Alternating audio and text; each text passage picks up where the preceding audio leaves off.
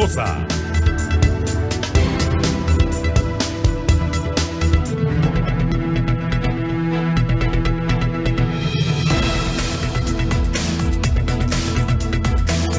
Hablemos claro.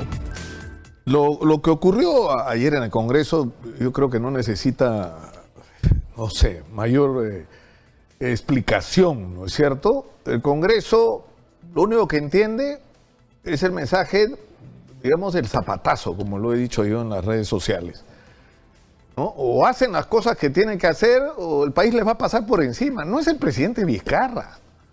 No es el presidente Vizcarra, no se han dado cuenta. Tiene más de 90% de desaprobación. Y no son los fujimoristas, ¿sabes? Los que están desaprobados son todos. Todos.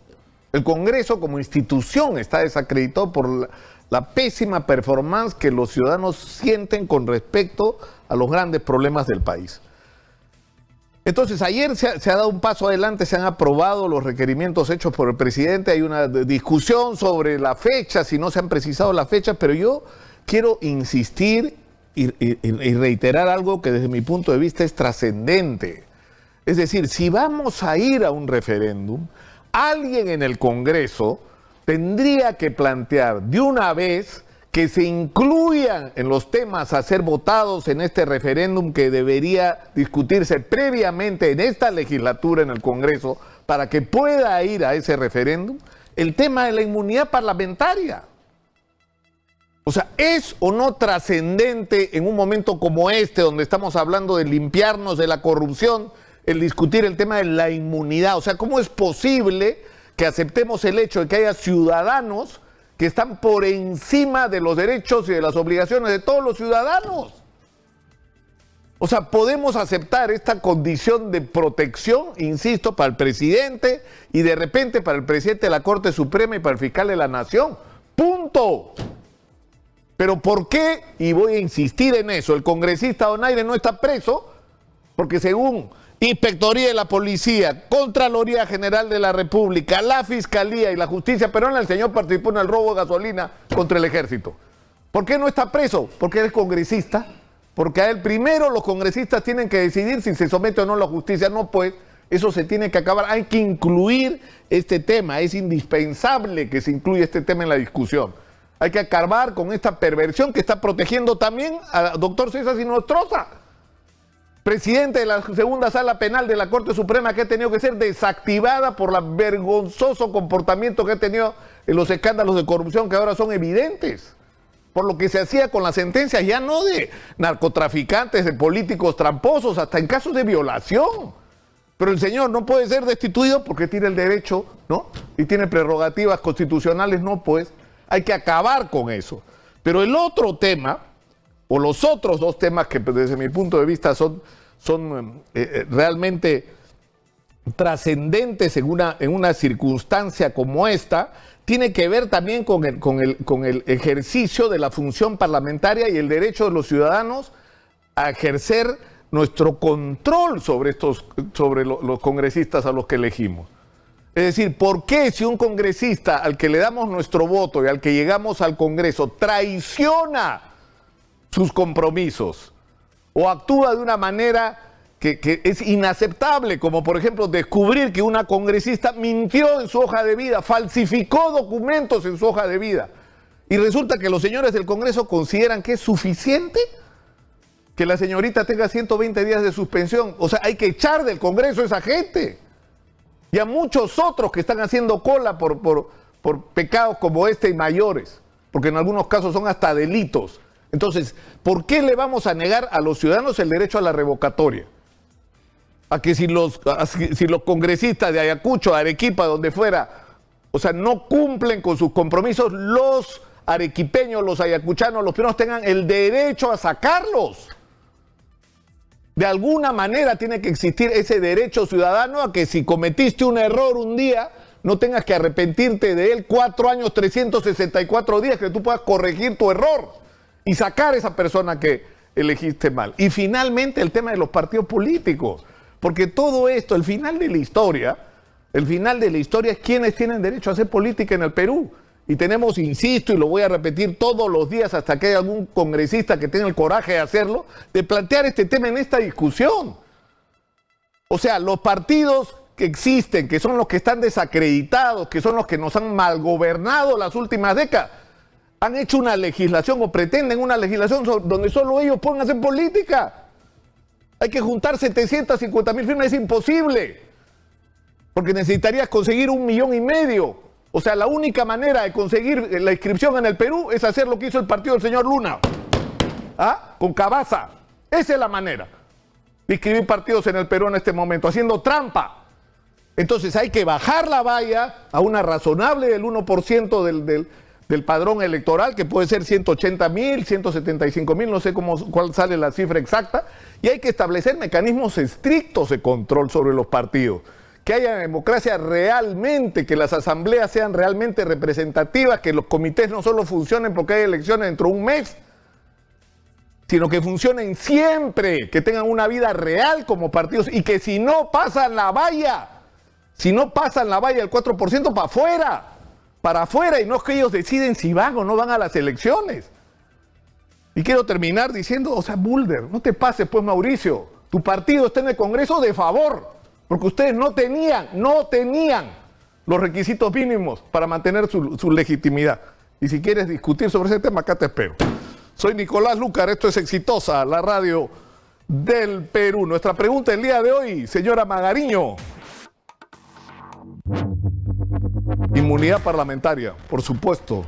¿Debería eliminarse o no debería eliminarse la inmunidad parlamentaria? ¿No les parece una discusión que resulta pertinente en una circunstancia como esta? ¿No debería incluirse esto en la discusión en el Congreso y en la votación en el referéndum? Yo creo que sí, no sé, pero en mi opinión, que es una cosa tan difícil de decir en el Perú, ¿no? No es la verdad, de repente estoy equivocado, pero es mi opinión. Sus respuestas se las pedimos por favor en el Facebook, en Exitosa Noticias y en el Twitter, @ExitosaPE. Flor de María González Uriola, secretaria general del Partido Comunista Peruano, está con nosotros, ella es congresista desde hace unos días. Bienvenida. Muy buenos días, señor Nicolás Lucar, y ante todo felicitarlo a usted por la amplitud democrática de su programa que me permite estar aquí. Bueno, usted es una congresista de la República y la gente se asusta un poco con que es del Partido Comunista. O sea, el Partido Comunista tiene una historia, tiene muchas facciones, ¿no es cierto? Usted pertenece a esta organización que originalmente fundó José Carlos Mariátegui como Partido Socialista, que luego se convierte en Partido Comunista y sí, cuyo dirigente histórico fue durante muchos años Jorge del Prado Pacheco. Así es, señor Lucar. Yo quiero en primer lugar transmitir mis condolencias a la familia del señor José Miguel Paredes, quien ha fallecido en un enfrentamiento justamente con fuerzas de terror en la zona de Junín, a la cual ahora voy a representar. Nosotros como Partido Comunista Peruano rechazamos todo tipo de violencia, todo tipo de terror. Consideramos que los cambios sociales en nuestro país tienen que hacerse con el respaldo popular, el respaldo de las organizaciones sindicales y populares, pero no en base al terror. Nos solidarizamos también con la familia de estos 6 heridos que hay en esa zona del Biscatán, ¿no? Y le hago llegar mi abrazo solidario a cada uno de ellos. Efectivamente, yo pertenezco al Partido Comunista Peruano, que se inició como Partido Socialista, fundado en 1928 por José Carlos Mariátegui, y que en estos días vamos a cumplir 90 años de vida. Siempre hemos deslindado con todo tipo de terror.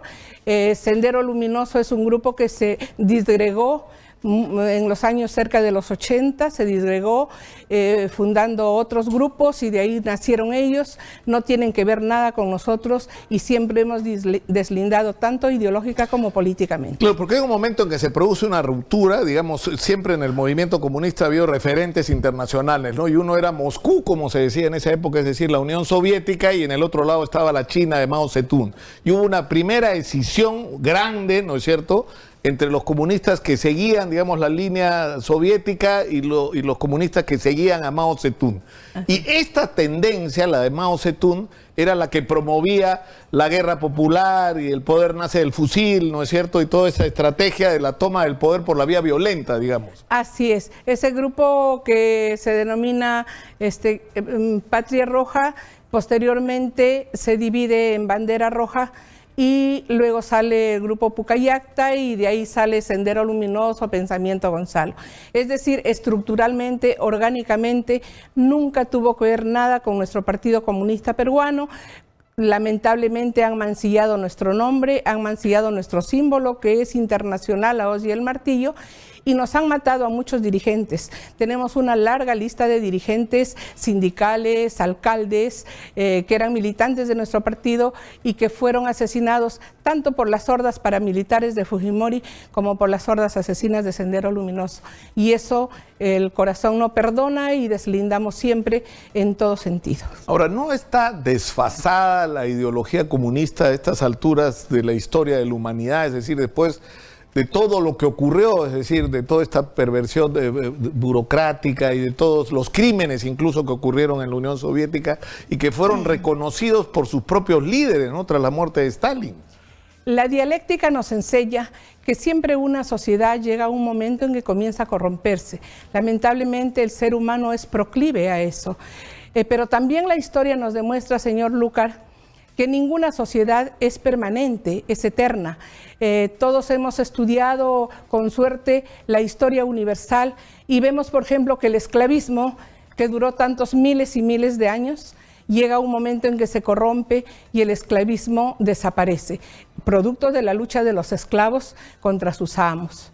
Esa sociedad llega a desaparecer. Luego viene una sociedad mucho más, para esa época, mucho más moderna, que es el feudalismo. Entonces el esclavo logra ciertos derechos, un proceso de muchos años que el feudalismo también comienza a corromperse y los siervos se sublevan y traen abajo. Eso nos demuestra la dialéctica, que ninguna sociedad es eterna. Y nosotros estamos convencidos que esta sociedad capitalista, inhumana, injusta, con todas esas lacras que usted está mencionando de corrupción, de terror, de violencia, de feminicidio, esta sociedad también está camino a desaparecer, con todas esas lacras. Y tiene que venir una sociedad mejor, más humana, más justa, más dinámica, donde tenga como centro al ser humano. Y para nosotros esa sociedad se llama socialismo, ¿no? De repente puede llegar el momento en que tome otro nombre, pero esta sociedad va a desaparecer con todas sus lacras. Yo quisiera que sigamos hablando de este tema precisamente en relación a las experiencias que no siempre han sido felices, digamos, del socialismo, o sea que,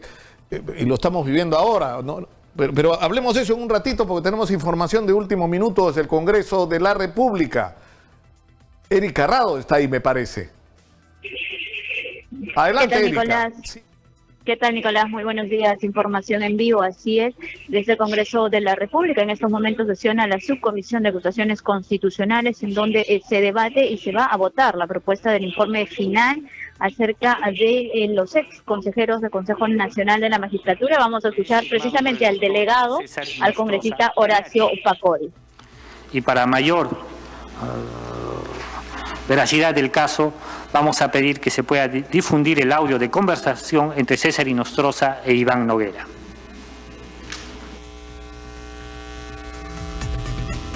Entonces se va a proceder a la difusión de los diversos audios que involucran a los ex magistrados. Vamos a escuchar. Aló, Ivancito. ¿Qué tal, hermano? Gusto de saludarte, hermano. Disculpa que te interrumpa, pero solamente quitarte un minuto. Claro, sí, como en la mayor agrado, no me quitas nada. Sí. No, hermanito, no, por si acaso, no te avisé, ese chico que me recomendaste, allá entró a trabajar, ¿eh? Ah, qué bien, muy bien, No, qué no sé si bonito. te habrá agradecido porque siempre hay que ser grato con la persona. En todo caso, está trabajando ya.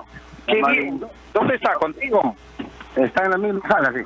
¿Ya? En tu misma sala, qué bien. Sí, sí, pero está en relatoría porque el chico viene del laboral, tiene que hacer un training ahí. Tiene que hacer un training, ok. Sí, sí. ¿Ya? Está bien, está bien. Eso te quería avisar, mi hermano. Oye, y lo otro, si puedes, me conteste por teléfono, y si no, ya capaz te visito. ¿Cómo va el tema para la presidencia? ¿Ya hay algo a humo blanco o nada todavía? No. Bien, Nicolás, entonces se han escuchado parte de los audios en donde precisamente trata el tema de la contratación de William Franco, uno de los casos que también se está investigando. Muchas gracias, Erika. Es decir, este debate es el debate sobre, como ya escuchamos, sobre la acusación constitucional contra los miembros del Consejo Nacional de la Magistratura. Tenemos hemos tenido acceso al documento, nuestro director Tito Alvites tiene el documento, son más de 60 páginas. Vamos a lo largo de la mañana a tratar de transferirles o transmitirles información sobre qué es exactamente lo que contiene, pero la conclusión es evidente, que es absolutamente procedente la acusación y que esta gente debería estar en manos de la justicia en este momento. Estamos con Flor de María González Uriola, secretaria general del Partido Comunista Peruano y congresista del Frente Amplio en este momento.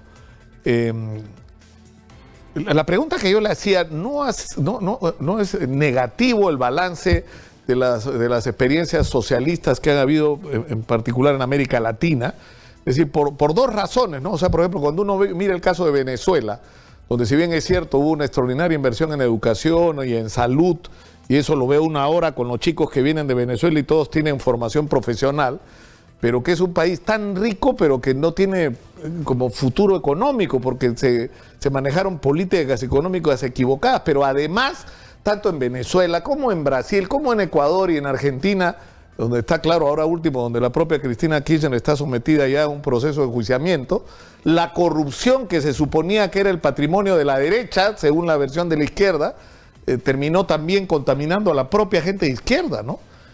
Y los ejemplos son pero groseros, ¿no? Las imágenes que uno ve de las bolsas y cajas de billetes en Argentina son simplemente increíbles, ¿no? Bueno, como Partido Comunista Peruano nosotros rechazamos la corrupción en todos los niveles. Y si existen personas que se llaman de izquierda y que tienen que ser juzgadas por actos de corrupción, tiene que hacerse. Nosotros no podemos permitir ningún acto de corrupción, menos en aquellas personas que decimos defendemos a los trabajadores, defendemos a la población. Pero lo que también es cierto, señor Lucar, es que existe una campaña mediática muy agrandada sobre lo que viene sucediendo en estos países, ¿no? Por ejemplo, en cuanto a Venezuela, en cuanto a Nicaragua. Y también hay que analizar cómo el Servicio de Inteligencia norteamericano, a través de muchas ONGs, han venido desde años atrás trabajando para formar una serie de elementos negativos que en cierto momento, aprovechando las circunstancias, han formado el caos, la violencia, la matanza, y lamentablemente hasta la policía ha tenido que responder a eso, ¿no? Usted lo dice, ¿por qué? Por el caso de Nicaragua. O sea, yo no dudo, porque así ha sido históricamente además, de que hay una parte de la política exterior norteamericana que tiene que ver con la intervención, con la intromisión en la vida de los países, ¿no es cierto?, a través de todos sus organismos de inteligencia, pero eso no excluye ni niega la realidad. O sea, uno no le podría echar la culpa de lo que está pasando en Venezuela ni en Nicaragua a la CIA o al FBI o alguna ONG financiada por los norteamericanos. O sea, hay una crisis social y política absolutamente real, ¿no? Sí, pero también es real, por ejemplo, que hubo y hay todavía una escasez absoluta de alimentos que ha hecho que muchos tengan que emigrar afuera. Pero a raíz de ciertas medidas económicas que dio el gobierno de Maduro, se ha descubierto cantidad de almacenes que estaban, que sacaban todos los víveres fuera del país, bloqueos que no permitían ingresar víveres. Es decir, hay una serie de medidas también contrarrevolucionarias que hay que tomarlas en cuenta.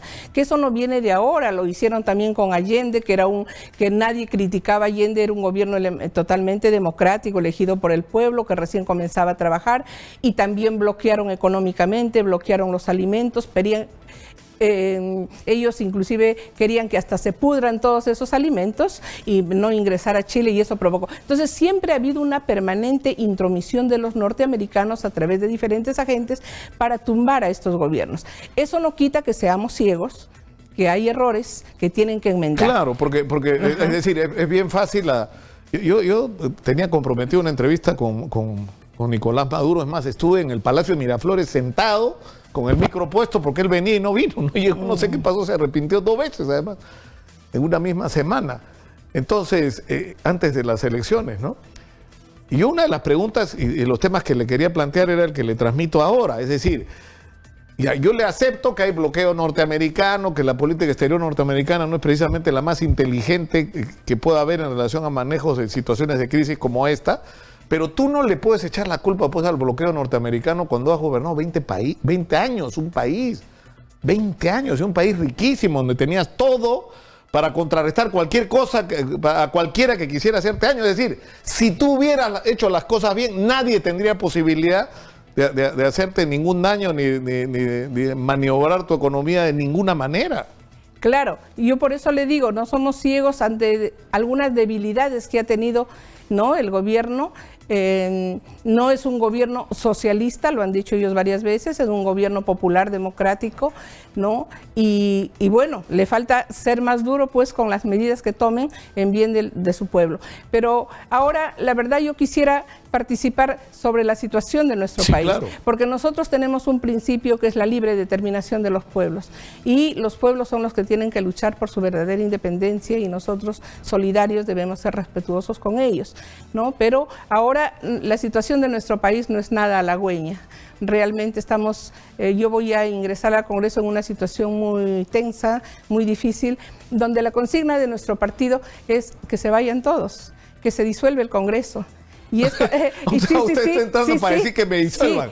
O sea, usted dice... Eso ha originado inclusive bromas, porque me dice, pero Flor, tú estás entrando al Congreso y estás pidiendo que se disuelva.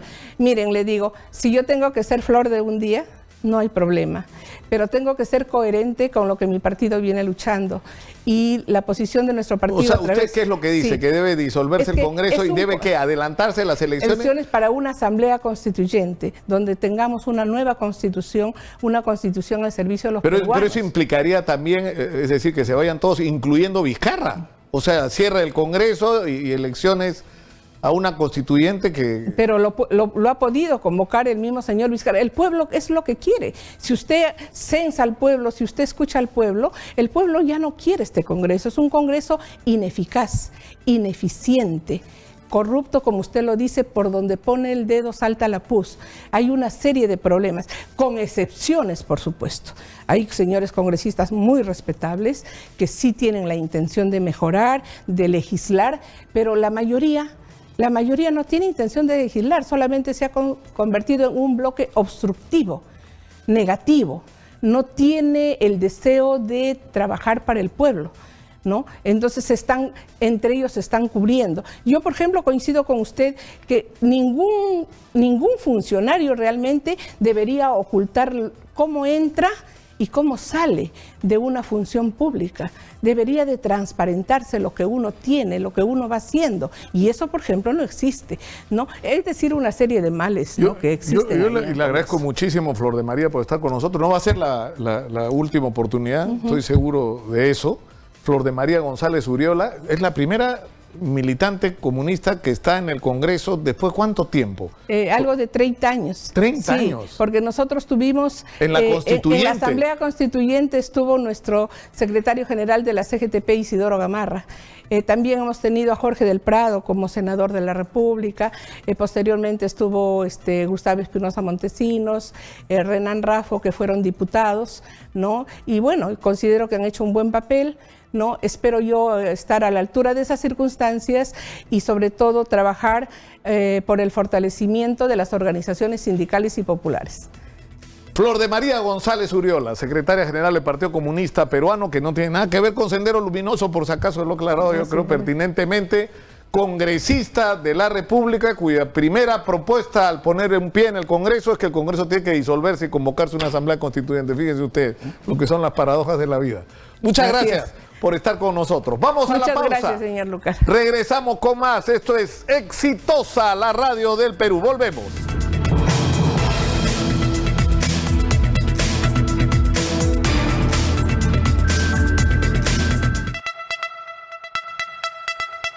Ya regresamos con Nicolás Lucar en Exitosa.